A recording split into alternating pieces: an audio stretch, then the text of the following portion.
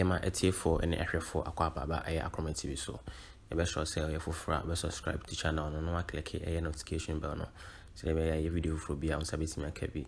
Who wants to be a so nation so now there to a comment section hono. No matter mama share a video no so am I. Na in some way say kan I need to do ama ETA4. Na the Minister of Education Dr. Adutwum Edi abetu say or endorse the Vice President Dr. Bawumia say on by the flag bearer of NPP. Na ninsem no chese on Dr. Bawumia edin komo a ideas are a cry Dr. Bawumia no. He just wants to see the man become the president of Ghana. Na the chief of the never could see Dr. Adutwum and in some okafa the Vice President Dr. Bawumia. I won't tell you who I elected. I will tell you who I've endorsed.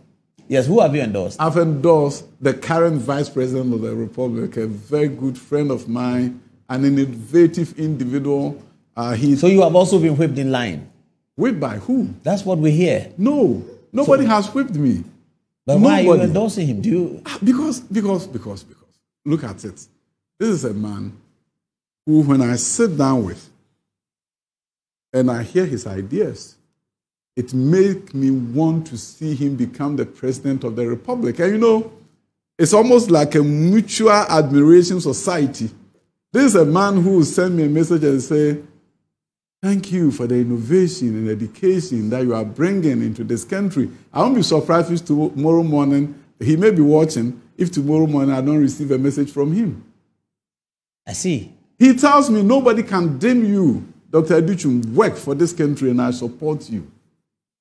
In a time of difficulty, when people are criticizing for criticism's sake, Dr. Bawumia will send me a message and say, my brother, I'm with you. Work hard for this country. So when it's time for me to select in my own small way and endorse somebody to become the president of this republic, Dr. Bawumia is my man. This is what we're doing. We have directed, and GES is working on it, that every child who comes to primary school, first 2 weeks, assess them. So primary 1. Local assessment by the teacher. If they are not doing well, provide intervention. But one critical area is junior high school. You know, they prepare them for the BCA. So a junior high school student comes, and the teachers will tell you, oh, this child cannot read, but he's given 9 subjects. That child who is not reading in junior high school should get intervention English class. Something below junior high school. It's called targeted instruction. You are teaching them at their level. And once you teach them at their level, they will be able to understand and then move up. So whilst they're doing the regular English class with their friend, they're also doing intervention English. Consequently, in 2 years' time, that kid is reading because he was provided extra support in reading. Beginning in the upcoming academic year, if you go to any high school and the teachers assess you and you are not doing well, you're also going to do intervention English. Reading books at the junior high school level, so by the time the year ends, you can read, and therefore you can now understand the management in living course that you are doing in home economics. But until this time, Ghana has implemented an education system that's not personalized. You sink or swim. We are in the same class, therefore, we have to be taught the same way. And the kid who can't read is sitting in the same class with you, doing government, doing economics, and he's struggling. And the teacher says, I'm here to teach you economics. But we are saying, once you know that that child is not mastering the economics well because of the language barrier, instead of the 10 subjects, drop 1. Give him an additional English class. Allow him to improve and catch up, so he can understand the economics and doesn't have to memorize it and do what we call chew, pour, pass, and forget. Right. Wow. But we cannot do all that without also looking at education infrastructure. Sometimes you hear people saying, Nana Danko Akufo-Addo has focused on the senior high schools, he has neglected the basic schools, and it's so false. Let's look at the junior high school intervention we are doing. This blue building is what? This building is a model junior high school. And I tell that's you, nice. Yes, this is the new junior high school coming to a community near you. And we don't talk about this until we start the construction. I hope there's no politics. Are you serious? I'm doing... what's this? This is actually being built. Yes, Sunyani, it's there. Go to the rich area, Sunyani, you're going to see this building under construction. It's a JSS. JSS. Go to Jabin in the Ashanti region, it's there. Go to Chamba in the Northern region, it's there. We have them across the country. Okay, so what's it going to do? There are too few to take everybody. The point is this. This is changing the junior high school environment. You know, Ghana happens to be one of the few countries in the world where we have 3-year secondary. Bring back the blue one, eh? Bring back the blue one, yes. So this building, when it's completed, yes, this one. It has biology lab, chemistry lab, physics lab, computer lab, and it has STEM lab. So you've moved the student from a 19th century environment to a 21st century. Look at the typical junior high school building. This is how it's going to look like. Yes. And it's under construction. So I do evidence-based communication. I'm not going to talk about it in the pipeline. When will it finish? January, February, students will be moving in. Let's have a look at it again. Please put it on. January next year. Yes. 4 months from now. Yes. To be ready. You'll be commissioning. Where? Which one? We have Jabin one is ready. The Sunyane will definitely be opened for students to go there. And the junior high school student is now going to sit in a science lab. I've done one in Bosomtwe using the $1 million per constituency. Mm-hmm. When the $1 million per constituency came, I had a dialogue with my DC and I said, how can we do something transformative with this? So we built a science lab and one classroom block. We started a model junior high school, second to none in this country, different by all standards. We even changed the dress code. Oh, is the dress code not legislated? No, there's nothing legislated. So the uniforms that people wear to JSS brown, yes. It's not legislated? No. It's a government policy. But African schools are not wearing the brown anymore. The Methodist schools, they are not wearing that. They wear their let's have a look at that. Are you going to introduce this kind of... I see it on television. Yeah. South African students look so nice. The British children look so smart. Well, some true students. Oh, this is how they go to school? Yes. Flying tie for the men? Yes. $1 million... per constituency? Yes. This is what we use ours for. Also, the girls are in bow tie? Yes. Oh, can we do this around the country? Of course. It will look nice. And the parents pay for it willingly. Oh, I see. Because they want their children to look nice. Yes. Yes. They want their children. So this is the future of junior high school education. And this is in Busumtree? Yes. We were ahead. No, this is good. This is good. Yeah, and look at the lab. This was built with $1 million per constituency.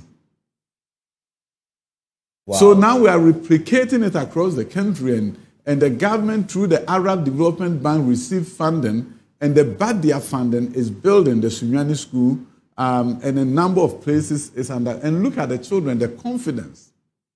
Oh, that's amazing. And they are doing music. So you are creating a learning environment that is so different, and you are going to produce better learning outcomes.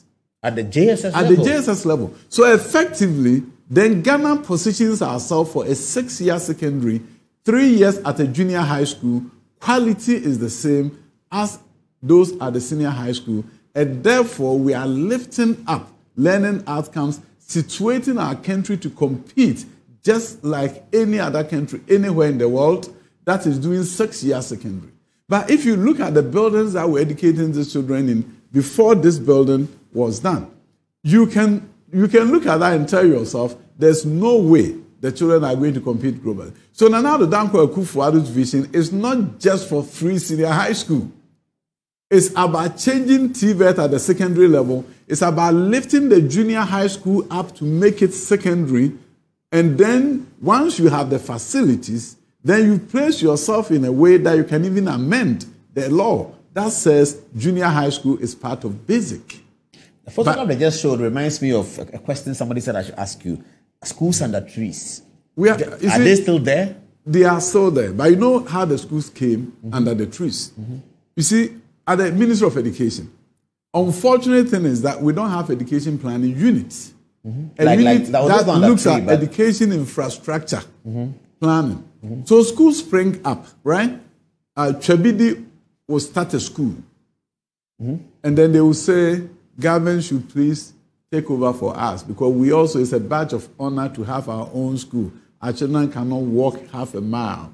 So the district director of education, until now, we just go and say approved. So invariably, most of the time, the school did not start under the tree, but they were in a building whose roof can easily be ripped off by a rainstorm. And once the rainstorm does its job, the school is now under the tree.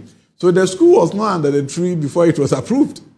The school comes under the tree after the fact because it was in a building that was run down. And somehow the district director went there and approved it and gave them teachers. Now you can't do that anymore. If you want to have a community school absorbed, it goes through a process. We inspect the building to make sure that there's no school close by that can serve the same purpose. In other places, what you see, you go to a community, and junior high schools, you may have one school that has 80 students, 50 students, and they have full complement of teachers. A school with 50 posted by GS. Yes. A school with 50 students have full complement. And within that community, there are about 7 junior high schools. I went to Abomosu. That's what we were yesterday, doing the STEM roadshow. I was curious about how many junior high schools were there. The district director comes to me and says, we have 7 junior high schools. And I said, what is the population? 411. Of the 7? Yes. Put together? Yes. 7? But they have 7 head teachers. Oh, I see. And they are not in facilities, 21st century facilities. If you move all those students and put them in a school like this, you've moved the student from 19th century to 21st century. So this is Abomosu, this is what you are changing it into? No, Abomosu, this is an existing school. Oh, it's there? This is a high school, yeah, this is there. But the point is that if the 411 students were having their junior high school education on this campus. But is this government owned? Yes, of course. It's government owned. But it's not one of the new schools? It's one of the new schools.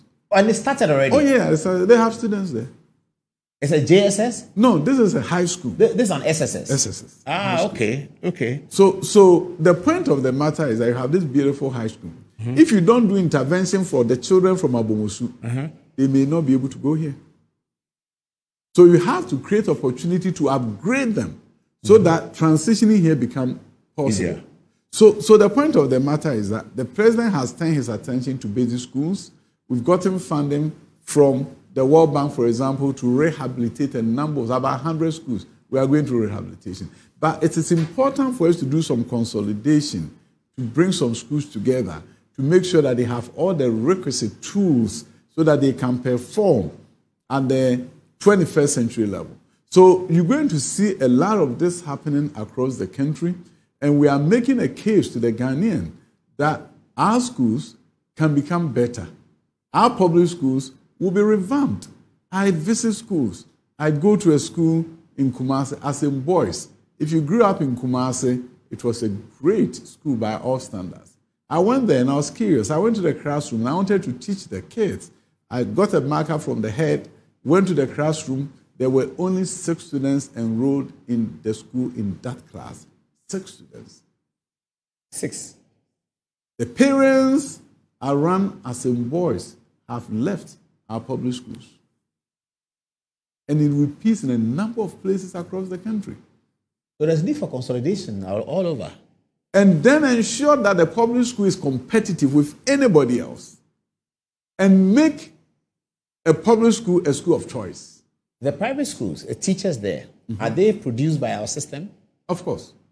Majority, unless you go to a higher level, but even the number of Ghanaian teachers are teaching at GIS and at all these schools. It's produced by the system. But the point of the matter is that means we can produce the same teachers for the rest of the country, for the public system you are talking about. No, it's the same teachers. The bottom line for me, though, is that our vision should be able to scare us. If I look at our Accra STEM Academy, that is where your vision scares you. The STEM concept. The STEM concept and the infrastructure that goes with it. So look at this. We are building, and when it's finished, this is how it is going to look like. What is it? This is a public school, starting from KG all the way to high school in East Legon. KG to SS? SS. Day? Community school, yes, day. And what is it, their hall? Yes. All this owned by government? Yes.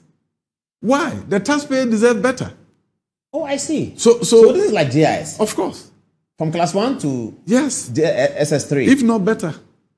So it's going to be in East Legon? Yes. So it's going to be the rich people? No.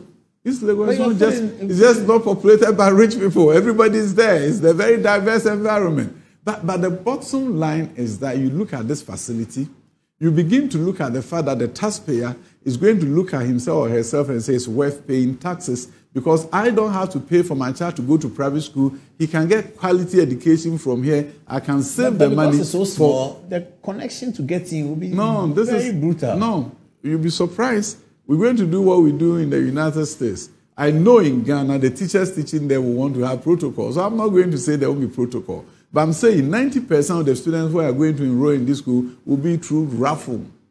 Raffle? Oh, yes. You put your son's name, we're going to use NLA.